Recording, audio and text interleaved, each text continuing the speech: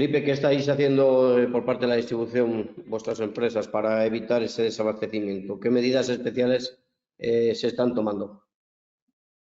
Bueno, yo creo que la medida fundamental que se está adoptando es la del diálogo y la toma de decisiones conjunta con los proveedores, ¿no? Al final, esto es un problema compartido en toda la cadena agroalimentaria y en muchas ocasiones, bueno, son los propios proveedores los que tienen la capacidad de darnos bueno, pues la solución, las alternativas cuando hay escasez de producto o para nosotros algo que es tremendamente valioso, que es anticiparnos los problemas que pueden venir, ¿no? Porque al final la labor de las empresas de distribución alimentaria es también casar esa información que llega de origen, estimar de alguna forma cuál es la situación que nos vamos a encontrar en relación con los productos que vamos a ser capaces de incorporar en las tiendas, en el surtido, pero también tener la mirada muy puesta en las tendencias de consumo, en el comportamiento del consumidor y en esto pues lo que hay a día de hoy es una incertidumbre bastante grande también, porque bueno, pues debido a los altos precios conocidos por todos, pues está habiendo cambios de comportamiento en el consumidor, hay caídas en volumen en determinados productos desde primeros de año que preocupan bastante. Y claro, al final la labor que tenemos entre todos es casar de alguna forma esa situación en origen, esa situación que tiene que ver con las cadenas de producción, con la situación que hay también en relación con el consumidor, en lo que tiene que ver con el poder adquisitivo y los hábitos de compra de cada uno de nosotros para intentar tomar las mejores decisiones e intentar, bueno, pues seguir siendo competitivos en un entorno como es el de la distribución alimentaria, extremadamente competitivo, donde el consumidor, si no le gusta lo que le ofreces, lo tiene tan fácil como cruzar la calle o andar 50 pasos un poco más abajo y comprar los productos de alimentación y de gran consumo en el establecimiento de un competidor, ¿no? Con lo cual, bueno, pues para mí ese diálogo, ese funcionamiento conjunto y remar juntos con visión de cadena a todos los operadores, yo creo que es la única vía para poder estar preparados ante cualquier problema que pueda venir. Paloma, hay quienes piensan o exigen incluso la relocalización de las producciones para tratar de asegurar esa soberanía alimentaria que también se ha comentado. ¿Tú crees que es posible eso en España? ¿Están orientándose las empresas en ese sentido a producir localmente o cómo lo veis vosotros desde FIAP? Bueno, yo creo que habrá de todo, ¿no? Somos un sector con muchísima industria y pues cada empresa tendrá su estrategia de cara al futuro, pero yo creo que en general las claves las ha dado Felipe. O sea, yo creo que más allá de una deslocalización o relocalización, la clave está primero en anticiparse, saber muy bien cuáles son todos los factores críticos, productos y no productos. Lo segundo, una visión holística de cadena. Está claro que esto nos toca a todos, desde la producción primaria hasta el último eslabón, la distribución, incluso el consumidor, hablar con todos, acordar y conocer un poco los problemas de cada uno de los eslabones y luego una importantísima colaboración público-privada sin la cual no vamos a poder solucionar los problemas, ¿no? Y aquí es muy importante también tener en cuenta una legislación adecuada, exigente pero cumplible. Tenemos últimamente unas legislaciones muy difíciles de llevar a cabo, con medidas que hacen cambiar los modelos de negocio radicalmente, con unos costes elevadísimos que en algunos casos son totalmente evitables, no son innecesarios. Y esto, unido a las situaciones que hemos tenido, pues está haciendo de que haya empresas que tengan incluso que cerrar, ¿no?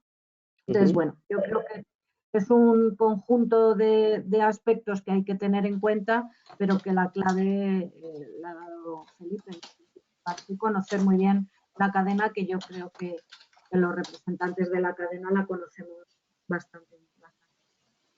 Muchas gracias. Alejandro, ¿qué papel juega la transformación digital en todo esto que estamos hablando en el mundo vuestro de las cooperativas agroalimentarias en España? Pues, hombre, son piezas clave, yo creo. Además, es ¿Y en qué probable. situación estamos también? Quizás Sí. por ayudar en la pregunta.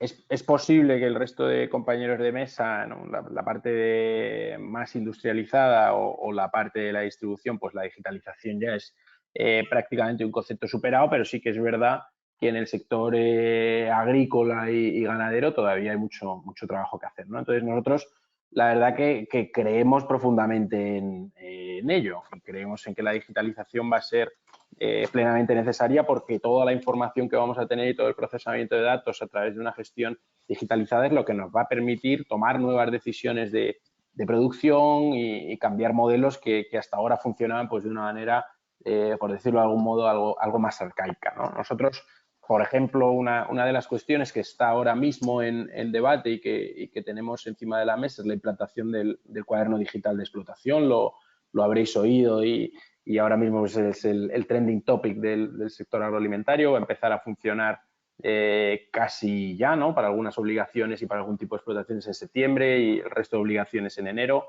Si bien es un reto y cabe la tentación, decía el otro día nuestro presidente, de haberse puesto delante de esta obligación y haberse enfrentado a esta obligación legislativa del Ministerio, que era una tentación, nosotros pues hemos preferido optar por tomarlo como una oportunidad porque creemos que lo es y porque además ese flujo de información que vamos a obtener a través de ese cuaderno donde se van a registrar todas las prácticas y los insumos que se aplican y demás, yo creo que va a ser muy importante. Nosotros además como organización tenemos algunos proyectos particulares de digitalización como el de cooperativas digitales y sostenibles. En fin, nosotros creemos profundamente en que esto es ya no solo el futuro, sino el presente y una de las herramientas para que el sector agrícola y ganadero y particularmente las cooperativas tengan el lugar que tienen que tener en la cadena y sigan funcionando como hasta ahora. Ricardo, yo te añadiría lo de cómo garantizar la soberanía alimentaria, algo que me parece básico, y es que tanto las instituciones europeas como en nuestro caso el Gobierno de España y los gobiernos de otros Estados miembros consideren de verdad a este sector agroalimentario pesquero, consideren un sector de verdad estratégico y que nos cuiden. Y que nos cuiden significa que nos den un tratamiento fiscal beneficioso, que nos pongan las menos trabas y burocracia posible para poder realizar nuestro trabajo, que nos faciliten la vida, que sean conscientes de la importancia que tenemos para la alimentación, para la generación de empleo y riqueza, para todas estas cosas que ya hemos hablado, y que dejen de ponernos trabas, porque es que cada día, cada semana que pasa tenemos una traba más. Y eso es lo que hace que la gente al final acabe con esa sensación de derrotismo. Y tenemos que darle la vuelta a la situación, porque tenemos un sector en su conjunto cojonudo y que se merece todo el respeto del mundo y el seguir trabajando, porque los esfuerzos que se hacen en el campo, en la ganadería, en la pesca, en la distribución en general, son impresionantes. Y eso hay que valorarlo. Y la mejor forma de valorarlo dándonos cariño en vez de tanta traba. Sí, la parte de digitalización, Javier, entiendo que en los barcos está avanzando y es una realidad, pero ¿tiene sus dificultades? ¿Se están solventando de forma correcta o cómo está el tema? El sector pesquero en general, aparte de ser un sector muy internacionalizado, es un sector potente tecnológicamente.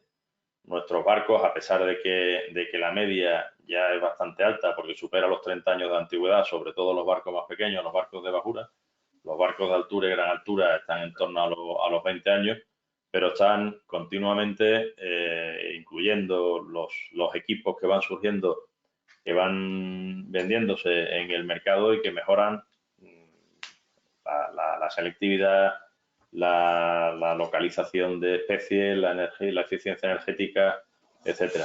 Y la digitalización, pues también, nosotros desde hace ya mucho tiempo las capturas todos los días a través del diario electrónico de a bordo tenemos que comunicar nuestras capturas a la Secretaría General de Pesca y al final eso es un ordenador a bordo con un software que tienes que rellenar la información.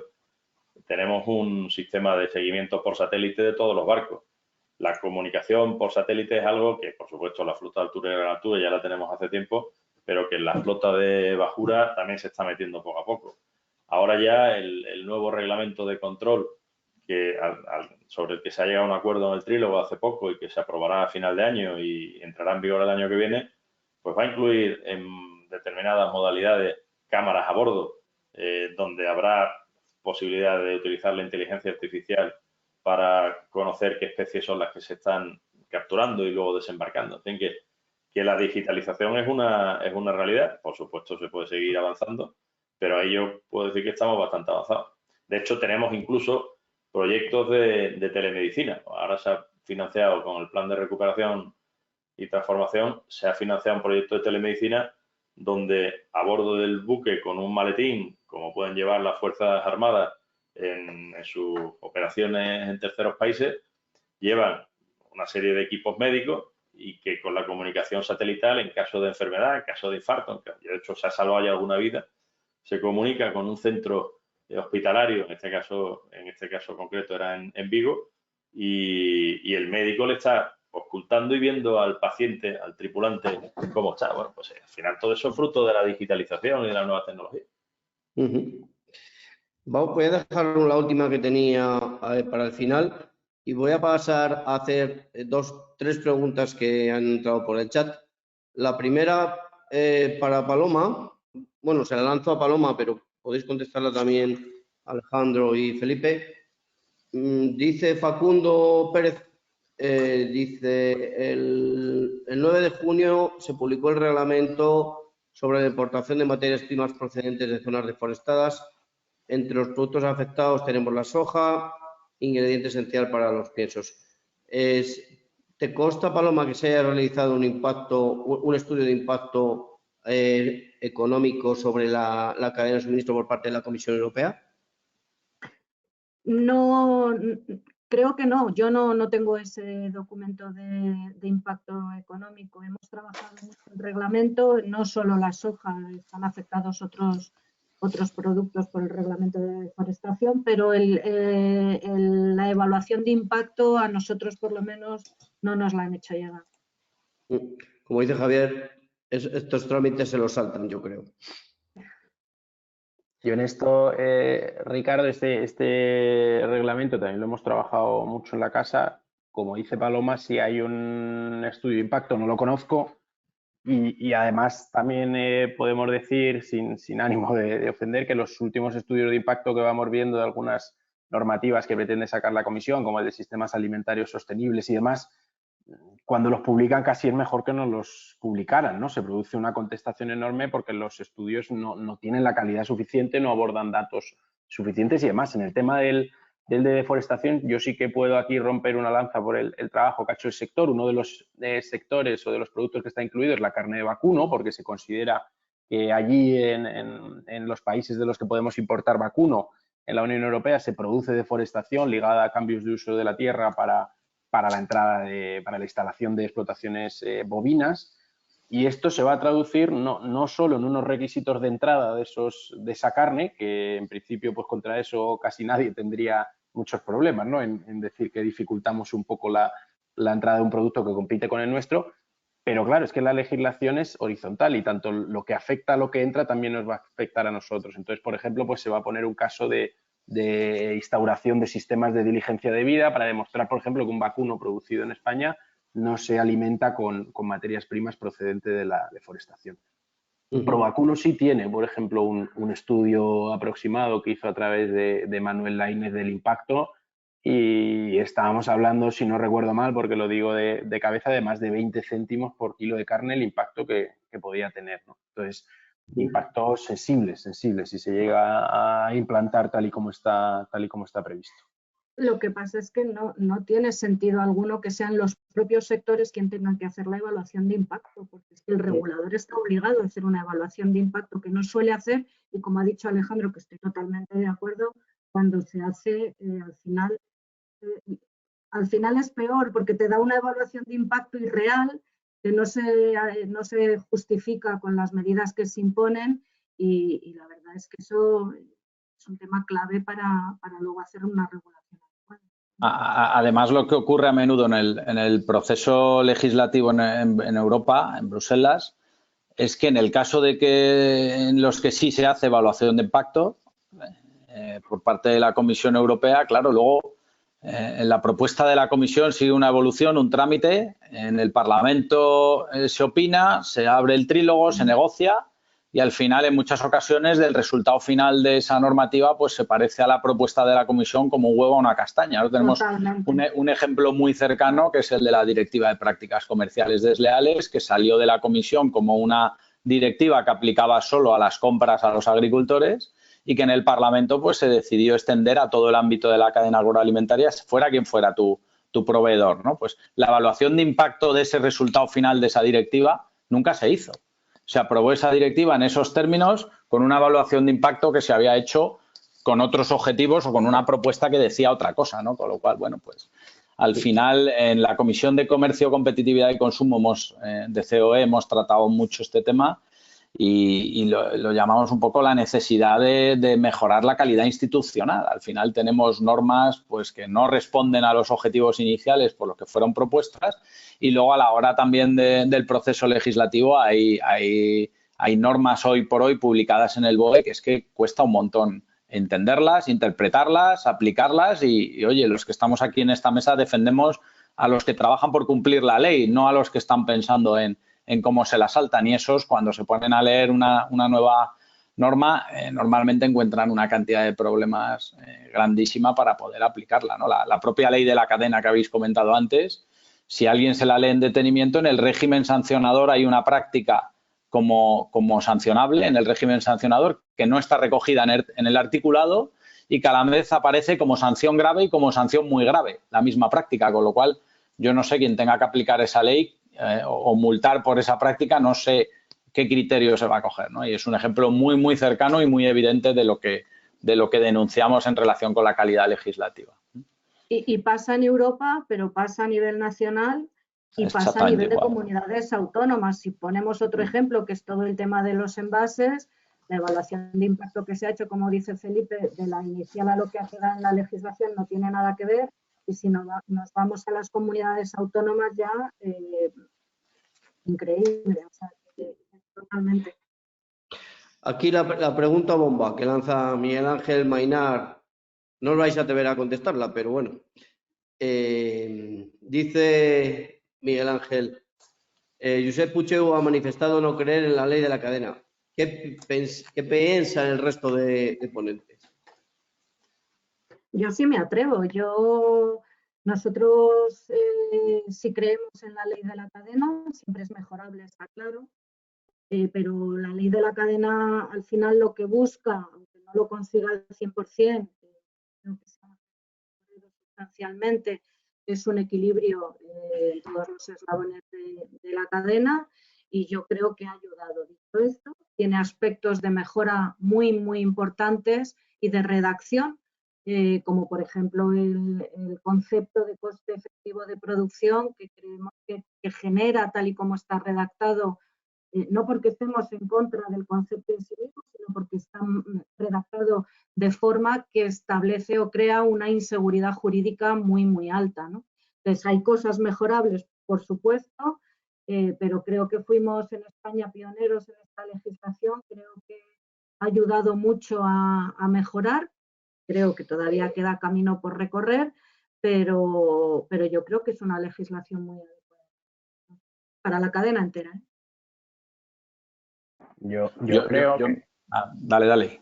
Venga, gracias, Felipe. Yo también me atrevo a contestarla. Yo creo que con los objetivos, vamos, muy en línea con lo que ha dicho Paloma, no podemos no estar de acuerdo con los objetivos de la ley de la cadena. Sería imposible, ¿no? Yo creo que todos estamos alineados.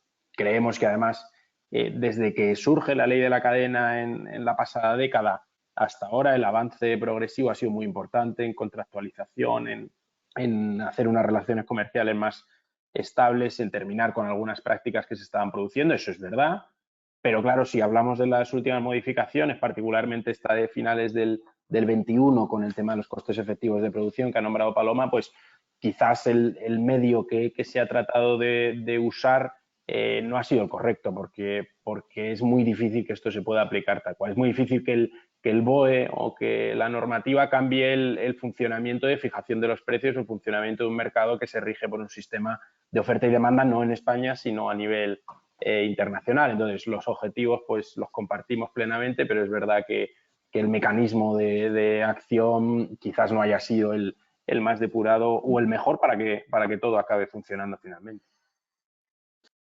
Yo me atrevo también, agradezco la pregunta a Miguel Ángel, que como buen periodista pues le gusta incidir en los temas clave, y le saludo desde aquí. A ver, yo prácticamente de acuerdo al 100% con Alejandro y con Paloma. Yo creo que la ley de la cadena, las organizaciones que estamos aquí la hemos defendido siempre, la hemos apoyado en el momento que se amplió.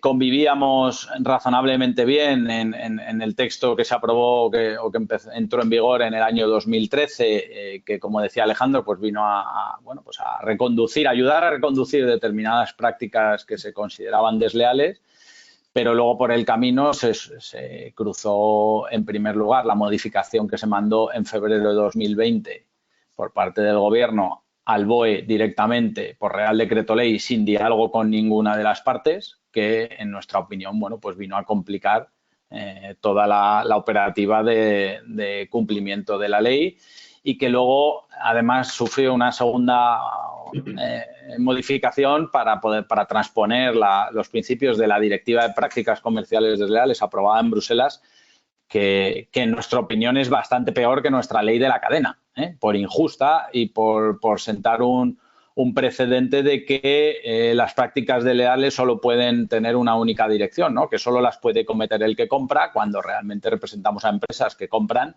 y que las sufren, con lo cual se nos quedó muy, muy coja esa directiva y nos gusta más el principio de la ley de la cadena de que lo que es desleal independientemente quién lo cometa y contra quién y el tamaño que tenga y su posición que ocupe en la cadena. Lo que consideremos que no es leal, lo haga quien lo haga, ¿no?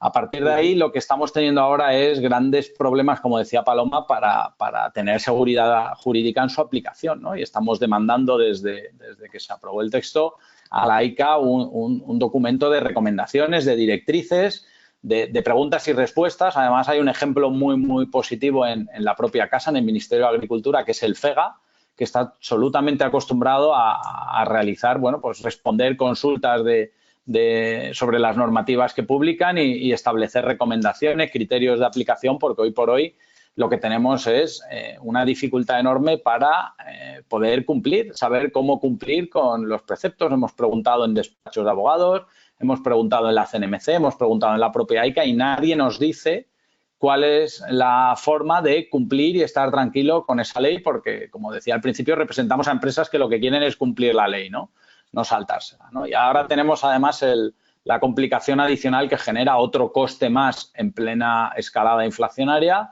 que es el tema de la obligación de registrar los contratos con productores primarios en el registro de la AICA, ¿no? Una información que se va a generar ahí en un depósito de la Agencia de Información y Control Alimentarios, de la que, pues tenemos muchas dudas de cómo poder hacer en la operativa, cómo poder hacer compatible esa subida de documentación a la AICA, teniendo en cuenta que hay un precepto que implica que esos contratos o cualquier modificación de esa plantilla o de ese contrato, que en muchos productos se hacen a diario, se tiene que hacer antes de la entrega de la mercancía, ¿no? Con lo cual esto, por ejemplo, obliga a un asentador de Mercamadrid a registrar en el registro de la AICA cualquier modificación, cualquier venta que haga de más de 1.000 euros antes de que ese producto llegue a su destino. Y muchas veces el comprador está en el propio mercado y la mercancía hace 500 metros. En ese tiempo récord tiene un asentador de Mercamadrid que volcar los datos de esa operación a la agencia, ¿no? En nuestro caso, pues son empresas con grandísimo volumen que pues van a tener que contratar personas hoy por hoy únicamente dedicadas a subir información y contratos a la agencia, ¿no? Nos parece un coste, más burocracia en el peor momento, teniendo en cuenta además que el porcentaje de la información que se va a subir a la AICA y que va a ser finalmente utilizada va a ser muy pequeño, con lo cual la ecuación valor-esfuerzo en este caso a nosotros no nos sale por ninguna. En cualquier caso, pues estamos trabajando con las empresas en la AICA para automatizar ese proceso en la medida de lo posible y reducir al mínimo ese coste, esa nueva obligación, para que, como siempre, pues el consumidor no sea el que vía precio note estas nuevas normativas que generan nuevos costes para los operadores de la cadena. Nos quedan 10 minutos. Javier, no sé si querías añadir algo en la ley de la cadena. Si no, tengo dos preguntas de Íñigo Inchusta. Muy brevemente, simplemente, tenemos tantos frentes abiertos en el mundo de la pesca que a la ley de la cadena alimentaria le hemos dedicado muy poquito tiempo. Y muestra, bueno, para mí es una ley que ni fu ni fa para nosotros, es que ninguna de las 42 asociaciones de armadores que tenemos, de más de 800 empresas, nos han dicho nada, ni en positivo ni en negativo. O sea que... Pues eso significa algo. Gracias, Javier. Tengo 2 o 3 preguntas de Íñigo Inchusta de Radio Nacional para Asedas y FIAP. Para FIAP me dice, Paloma, si te puedes acercar al micro cuando respondas, que debe tener algún problema de sonido. Pero bueno, decía que se acaba de conocer el IPC en la tasa interanual del 12% esta mañana. ¿Cómo veis cada uno la evolución que está teniendo el IVA y la parte agroalimentaria? Y en el caso de Felipe, le pregunta cómo está afectando esto a los hábitos de consumo en determinados alimentos y qué productos han sufrido bajadas. Entonces, si queréis, Felipe y Paloma y Felipe. Venga, Paloma. Empiezo yo, no hay problema, no hay problema.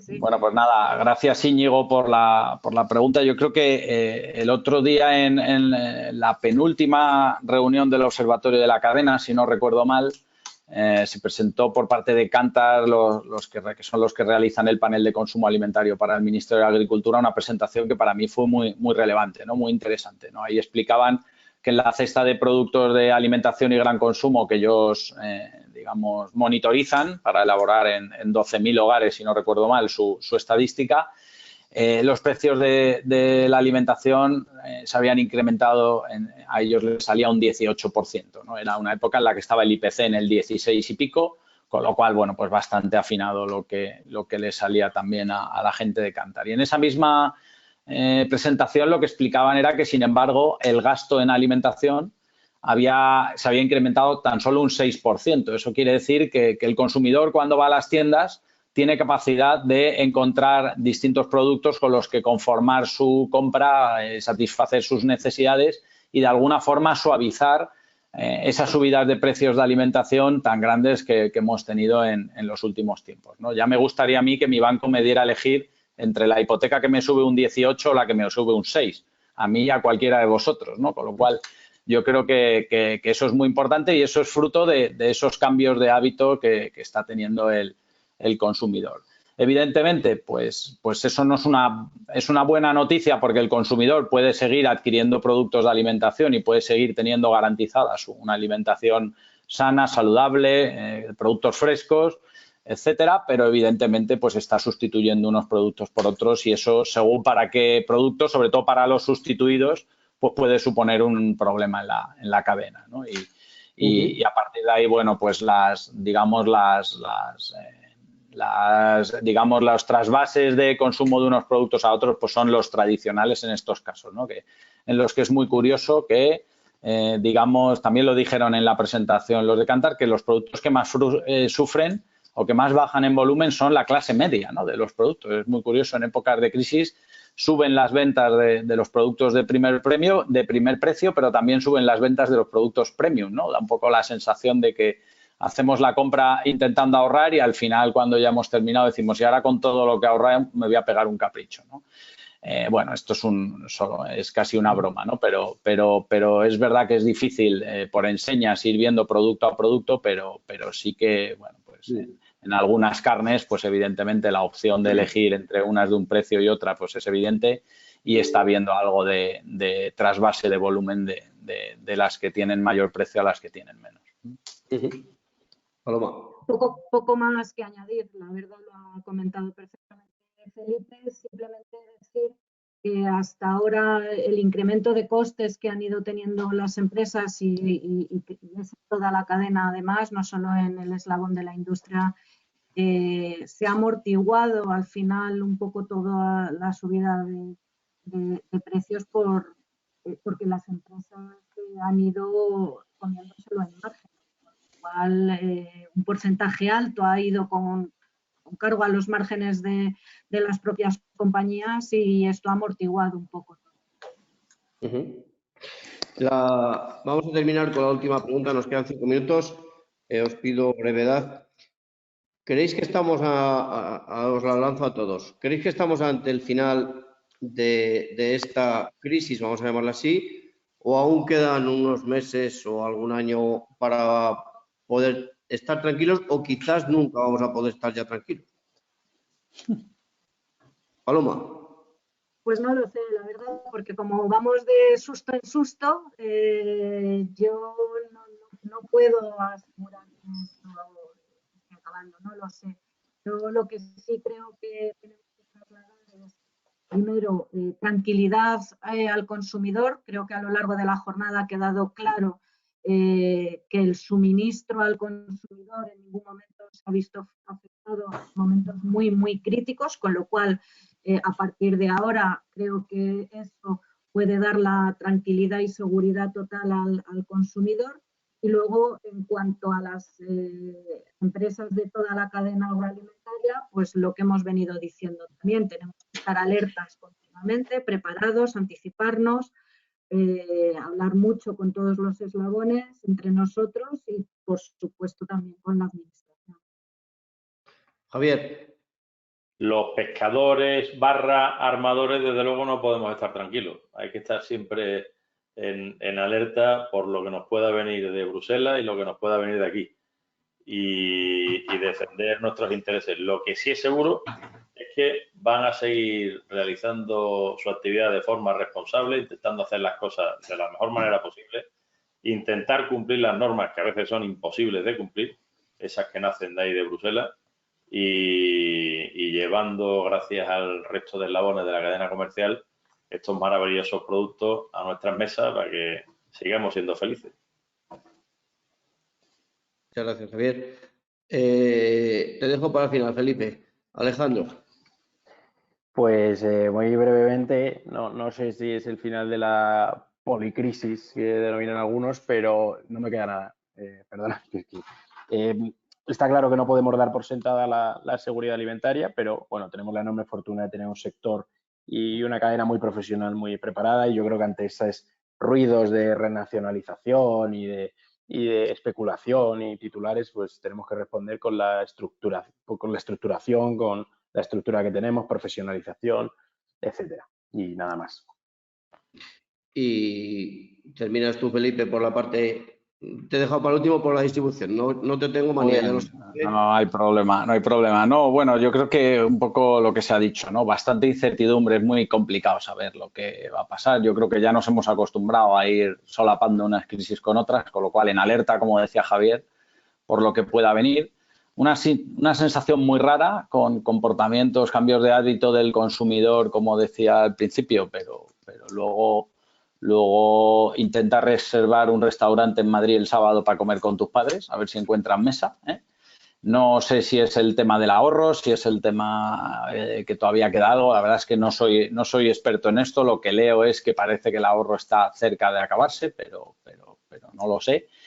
Y luego, bueno, pues previsiones nosotros no hacemos, ¿no? Yo había hace poco un estudio de la Caixa que vi en relación con el IPC, la inflación y demás, que decía, bueno, se atrevían a calcular cuál iba a ser el IPC e incluso el IPC de alimentación a final de año, y ponía una coletilla si no ocurre nada extraño de aquí a final de año, con lo cual es la coletilla que dice esta previsión no se puede cumplir porque algo pasará, ¿no? Con lo cual lo dejo ahí. Yo creo que yo quiero ser optimista y quiero que de esta, bueno, pues hayamos cogido grandes aprendizajes todos y estemos todavía mucho más preparados si es que no lo estábamos ante lo que pueda venir y intentar, bueno, pues que el consumidor dentro de muy poco note mucha más normalidad de la que tenemos hoy en relación con los precios. Pues muchas gracias. Con puntualidad británica, Javier.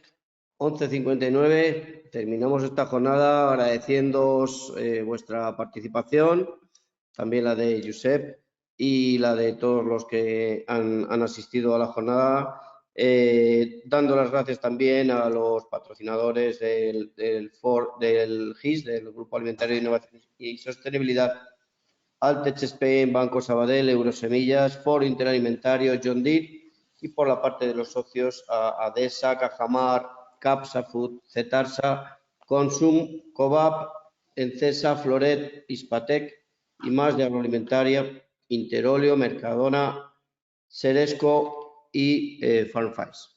Gracias de nuevo a todos, y esto ya me están llegando mensajes del interés de la jornada, lo colgaremos en los periódicos, pero yo creo que se han dicho cosas muy interesantes y que habría gente que tendría que tomar bastante nota. Ya sabéis a quién me refiero. Muchas gracias por vuestras aportaciones. Muchas gracias. Adiós. Un placer, muchas gracias.